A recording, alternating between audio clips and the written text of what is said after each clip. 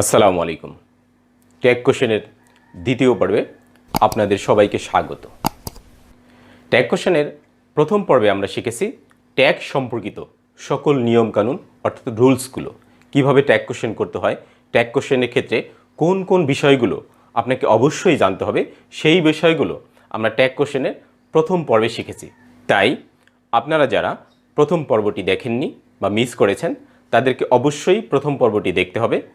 প্রথম পর্বের লিঙ্ক আমি ডেসক্রিপশন বক্সে দিয়ে দেবো, আপনারা অবশ্যই দেখে নেবেন। তা না হলে আজকের এই দ্বিতীয় পর্ব অর্থাৎ এই প্র্যাকটিস সেশন আপনাদের জন্য কঠিন হয়ে যাবে। চলুন শুরু করছি আজকের আমাদের প্র্যাকটিস সেশন। দেখুন, প্রথমে আমি কিছু নেগেটিভ ওয়ার্ড লিখেছি। কেন লিখেছি? এই নেগেটিভ ওয়ার্ড আমাদের অবশ্যই জানতে হবে। আমরা জানি ট্যাগ কোশ্চেন করতে হলে সেন্টেন্সটি অ্যাফার্মেটিভ হলে সেটিকে নেগেটিভ করতে হয়, আবার নেগেটিভ হলে সেটিকে অ্যাফার্মেটিভ করতে হয়। সেজন্য আপনাকে অবশ্যই জানতে হবে কোন সেন্টেন্সটি অ্যাফার্মেটিভ, কোন সেন্টেন্সটি নেগেটিভ। আর সেটা জানার জন্য আমাদের এই নেগেটিভ ওয়ার্ডগুলো অবশ্যই জেনে নিতে হবে। Hardly, scarcely, seldom, few, little, rarely, barely, never, none, no one, nobody, nothing ইত্যাদি। এই ওয়ার্ডগুলো হচ্ছে নেগেটিভ, অর্থাৎ কোনো সেন্টেন্সের মধ্যে যদি এই নেগেটিভ ওয়ার্ডগুলোর একটি সিঙ্গেল ওয়ার্ডও আমরা পাই তাহলে সেই সেন্টেন্সে আর আমাদেরকে নট ইউজ করতে হবে না, অর্থাৎ নেগেটিভ করতে হবে না। যেমন ধরুন, এ lazy man does not like to work. Tag question করতে হলে আমরা প্রথমে কি করি?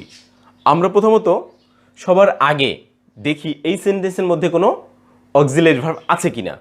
সেই অক্সিলারি ভার্বটা আমরা এখানে লিখি। আমরা দেখছি এই সেন্টেন্সের মধ্যে এখানে একটা ডাজ অক্সিলারি ভার্ব আছে এবং তার সাথে একটি নটও আছে। দেখুন, অক্সিলারি যদি থাকে ট্যাগ কোশ্চেন করার সময় সেই অক্সিলারি আমাদের কোথায় লিখতে হবে?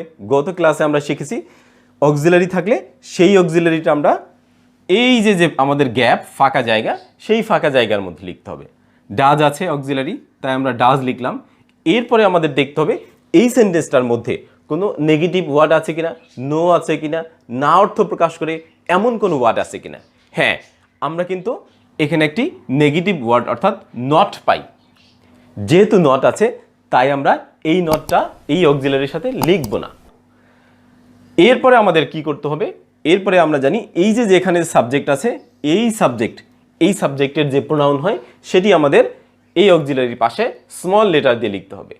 তাহলে এ লেজি ম্যান, ম্যান এখানে পুরুষ মানুষ। সুতরাং পুরুষ মানুষের জন্য আমরা কি প্রোনাউন ইউজ করি? হি ইউজ করি। তাই আমরা এই ডাজের পরে হি লিখব। Does he? A lazy man does not like to work. Does he? Second example, Bangladesh is a nice country. দেখুন, এখানেও আমরা auxiliary pi is. Auxiliary verb থাকলে কি করতে হয়? অক্সিলারিটাই এখানে লিখতে হয়। আমরা লিখলাম।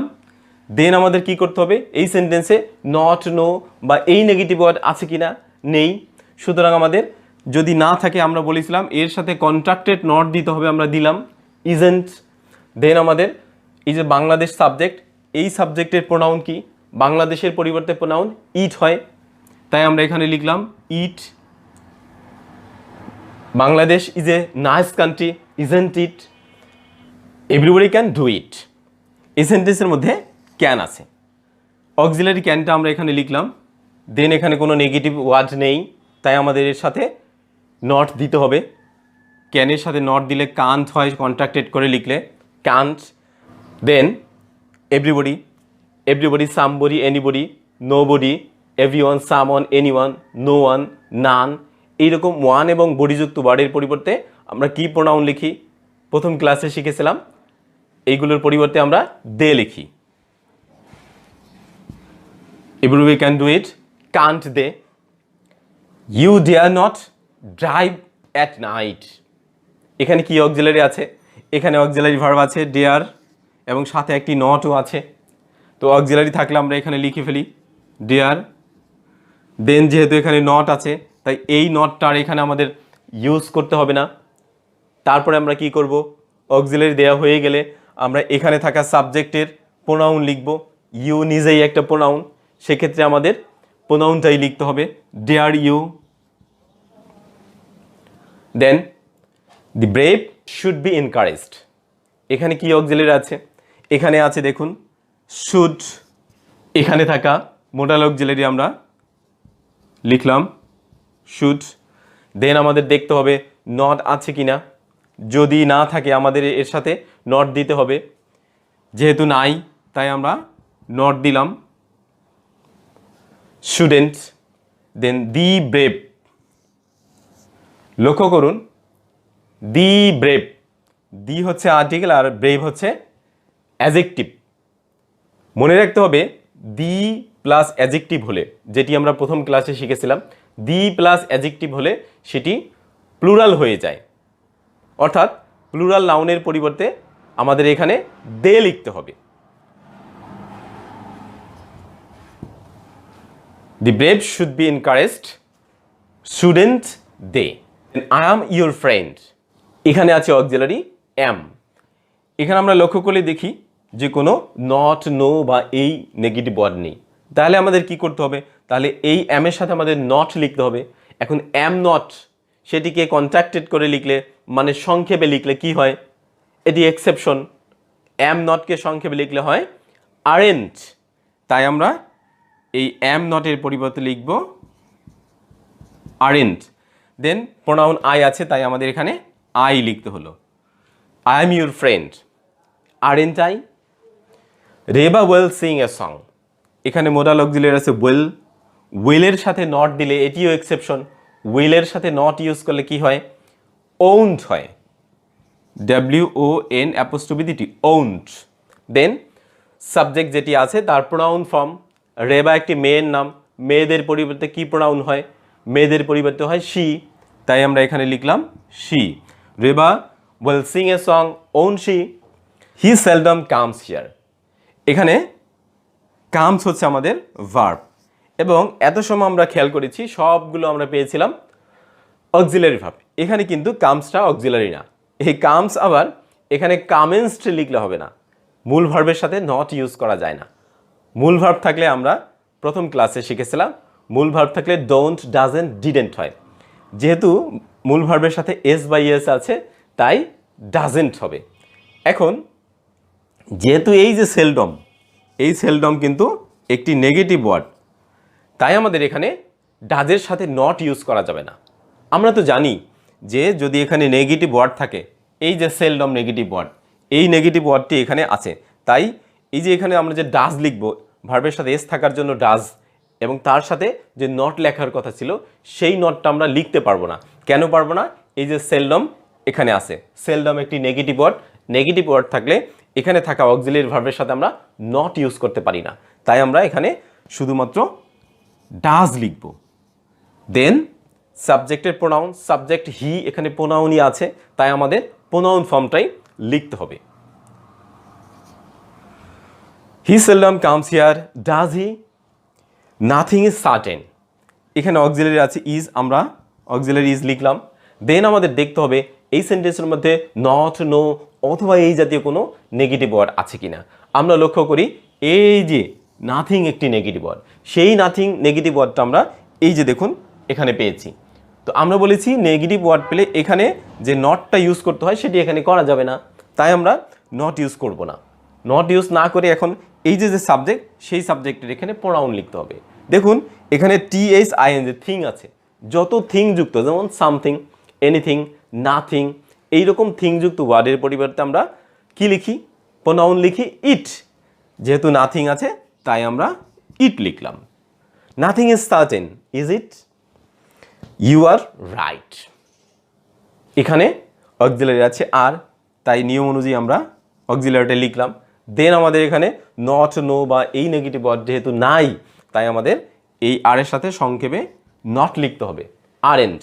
দেন সাবজেক্ট আছে ইউ, ইউ একটি প্রোনাউন, প্রোনাউন থাকলে সেই প্রোনাউনটাই এখানে বসে যায়।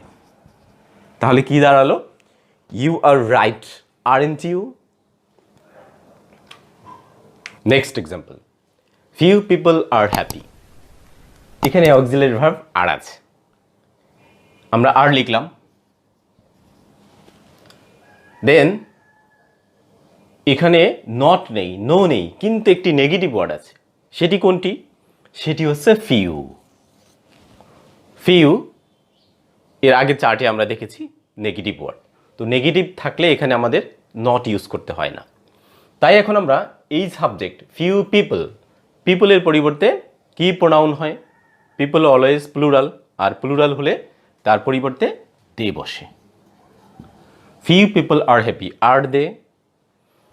Last night he had a sound slip.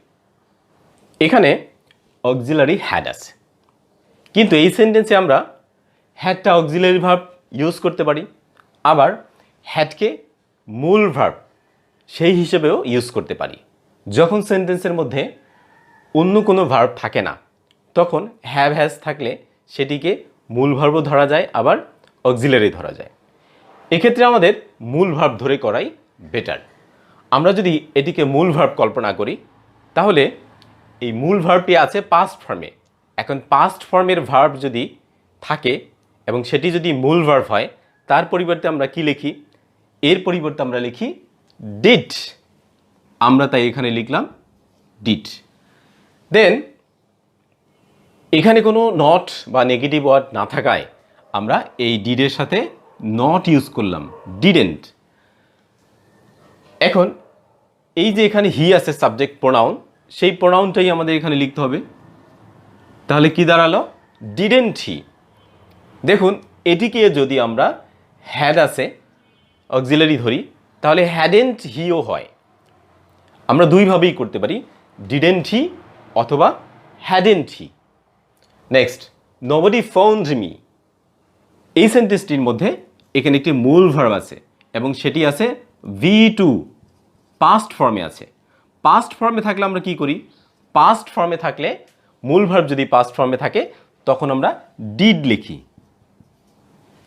দেন এই ডিডের সাথে আমাদের নট ইউজ করতে হবে। যদি, সব সময় না, যদি এই সেন্টেন্সে নট, নো, নেগেটিভ ওয়ার্ড না থাকে। এখানে একটি নেগেটিভ ওয়ার্ড আছে নোবডি। নোবডি সাবজেক্টটা নিজেই নেগেটিভ, তাই আমাদের এখানে ডিডের সাথে আর নট ইউজ করা যাবে না। তাহলে আমাদের এখন এই সাবজেক্টের প্রোনাউনটা লিখলেই হয়ে যাবে।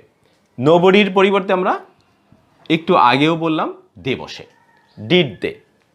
Next, they have vast world. লক্ষ্য করুন এখানেও হ্যাভ আছে। ই হ্যাভকে আমরা দুইভাবে চিন্তা করতে পারি, যেটি আমরা এখানে দেখলাম। মূল ভাব ধরতে পারি, আবার এটিকে আমরা অক্সিলারিও ধরতে পারি। আমরা এখানে আগেরটা মূল ভাব ধরেছি, এটিকে আমরা অক্সিলারি ধরে করি। তাহলে হ্যাভ যেহেতু অক্সিলারি ধরলাম, সেহেতু অক্সিলারিটা এখানে লিখতে হবে। আমরা লিখলাম হ্যাভ। দেন এখানে কোনো নট বা নেগেটিভ ওয়ার্ড নাই, না থাকলে আমাদের এর সাথে নট সংক্ষেপে দিতে হয়, দিলাম haven't. Then subject they pronoun আছে, সেই প্রোনাউন থাকা ওয়ার্ডটি আমরা এখানে লিখলাম। প্রোনাউন থাকলে প্রোনাউনই লিখতে হয়, হ্যাভেন্ট দে। ফায়ার বার্নস, এখানে ভার্ব কোনটি? এখানে ভার্ব হচ্ছে বার্নস। এই ভার্বের সাথে একটি এস আমরা দেখতে পাই। আমরা বলেছিলাম প্রথম ক্লাসে, ভার্বের সাথে, মূল ভার্বের সাথে যদি এস বা এস থাকে, তাহলে এখানে ডাজ হয়।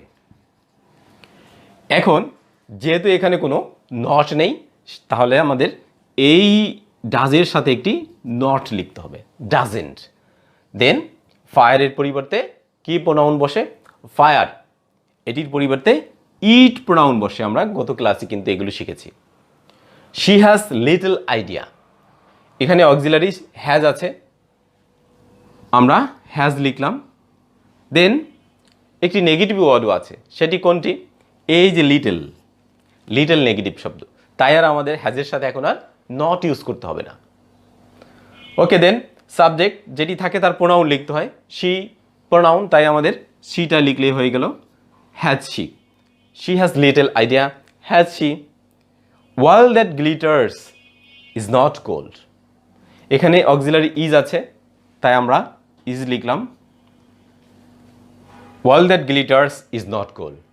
এখানে এই অংশটুকু, ওয়ার্ল্ড দ্যাট গ্লিটার্স, এই অংশটুকু কিন্তু আমাদের সাবজেক্ট, আর এই ইজ হচ্ছে ভার্ব। যদিও এখানে একটি ভার্ব আছে, কিন্তু এটি কমপ্লেক্স সেন্টেন্স হওয়াতে আমরা এই ক্লোজটা আমাদের সাবজেক্ট ধরতে হবে। আমরা বলেছিলাম সাবজেক্ট যদি ক্লোজ হয় বা কোনো ক্লোজ বা বাক্যাংশ যদি সাবজেক্ট হয় তার পরিবর্তে ইট প্রোনাউন হয়। এখানে ইজ থাকাতে আমরা ইজ লিখলাম, দেন নট আছে, তাই আমাদের আর এখানে ইজের সাথে নট দিতে হবে না। আর এই যে বললাম এখানে যে ক্লোজটি, সেই ক্লোজটি হলো সাবজেক্ট, আর ক্লোজ যখন সাবজেক্ট হিসেবে ইউজ হয় তখন তার পরিবর্তে ইট হয়, সেটিও আমরা ফার্স্ট পর্বে শিখেছিলাম। মিনা কাটে good figure in the exam. এখানে ভার্ব আছে কাট, কাট একটি মূল ভার্ব। এখন এখানে একটি মজার বিষয় আছে, এই কাট, কাটের 3টি ফর্ম, মানে ভার্ব, কাট ভার্বের 3টি ফর্ম হচ্ছে সেম, কাট কাট কাট। এখন আমি এটি কাট প্রেজেন্ট ধরবো নাকি পাস্ট ধরবো নাকি পাস্ট পার্টিসিপল ধরবো, এটি একটি প্রবলেম। এটি কোনো প্রবলেমই না, আমাদের শুধু লক্ষ্য রাখতে হবে এই কাট যে ভার্ব হিসেবে বসছে তার আগের সাবজেক্টটা কি। কাট ভার্বের আগের সাবজেক্টটি হচ্ছে Meena, Meena third person singular number. Third person singular number হলে কি হয়, থার্ড পারসন সিঙ্গুলার নাম্বার যখন হয় তখন ভার্বটি যদি প্রেজেন্ট ফর্ম হয় তখন তার সাথে কিন্তু এস বা ইএস বসে, কিন্তু এখানে কোনো এস বা ইএস নেই, তাই এটি প্রেজেন্ট না। অবশ্যই এটি তাহলে এটি পাস্ট। আর মূল ভার্ব যখন পাস্ট হয় তখন কি হয়, তখন ডিড হয়। এবং এই বাক্যের মধ্যে কোনো নট বা নেগেটিভ ওয়ার্ড না থাকাতে আমাদের ডিডের সাথে কন্ট্রাক্টেড মানে সংক্ষিপ্ত নট লিখতে হলো ডিডেন্ট। তাই এখন আমরা এই মিনা সাবজেক্ট এর প্রোনাউন লিখব।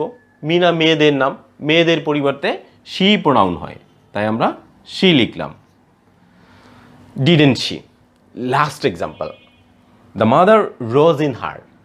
এখানে মূল ভার্ব আছে রোজ, রোজকে আবার এখানে রোজ লিখে তার সাথে সংক্ষেপে নট রোজেন্ট লিখলে কিন্তু হবে না, কারণ আমরা জানি মূল ভার্ব এখানে লিখে নট দিলে হবে না, কখনোই মূল ভার্বের সাথে নট বসে না। নট বসে মূলত সব সময় অক্সিলারি ভার্বের সাথে। যাই হোক, রোজ ভার্বটি পাস্ট ফর্মে আছে, পাস্ট ফর্মে থাকলে আমাদের ডিড বসে। রোজের প্রেজেন্ট হচ্ছে রাইজ, সেই রাইজ থেকে রোজ হয়েছে মানে পাস্ট, তো পাস্ট থাকলে ডিড, দেন নেগেটিভ ওয়ার্ড নেই, নো নেই, তাই আমাদের ডিডের সাথে নটটাও বসবে, মানে ডিড নট, কিন্তু আমরা এখানে তো কন্ট্রাক্টেড লিখতে হয় তাই ডিডেন্ট লিখলাম। Then subject the mother. এই সেন্টেন্সটাই অধিকাংশ স্টুডেন্টেরই ভুল হবে বা ভুল হয়। কেন? এই যেখানে মা, দি মাদার আছে, মাদার তো মেয়ে, নারী, তাই এখানে সবাই শি লেখে, কিন্তু এখানে কিন্তু মা একজন পার্সন, তাকে মিন করেনি, এখানে মিন করেছে একটা অ্যাবস্ট্রাক্ট জিনিস। সেটি কি? সেটি হচ্ছে মাতৃত্ব। The mother rose in her, তার মধ্যে জেগে উঠল মমত্ববোধ, মাতৃত্ববোধ, মায়ের ভালোবাসা, মায়ের স্নেহ। তো মায়ের স্নেহ বা মমত্ববোধ সেটি অ্যাবস্ট্রাক্ট, আর অ্যাবস্ট্রাক্ট হলে তার পরিবর্তে ইট হয়, অর্থাৎ the mother rose in her, didn't it. Viewers, আজকে আমরা 20টি উদাহরণ সলভ করলাম। এই 20টি উদাহরণ সলভ করার পরে আপনারা যদি মনোযোগী হন, মনোযোগ সহকারে যদি আজকের এই ভিডিওটি দেখে থাকেন, তাহলে ট্যাগ কোশ্চেনে আশা করি কারো এই ধরনের সেন্টেন্সে কোনো প্রবলেম হবে না। আজকে এই পর্যন্তই। পরবর্তী ক্লাসে আমরা ট্যাগের বিষয় আরও অন্যান্য বিষয়গুলো শিখব। সবাই ভালো থাকবেন, সুস্থ থাকবেন, এই কামনায় শেষ করছি। আল্লাহ হাফেজ।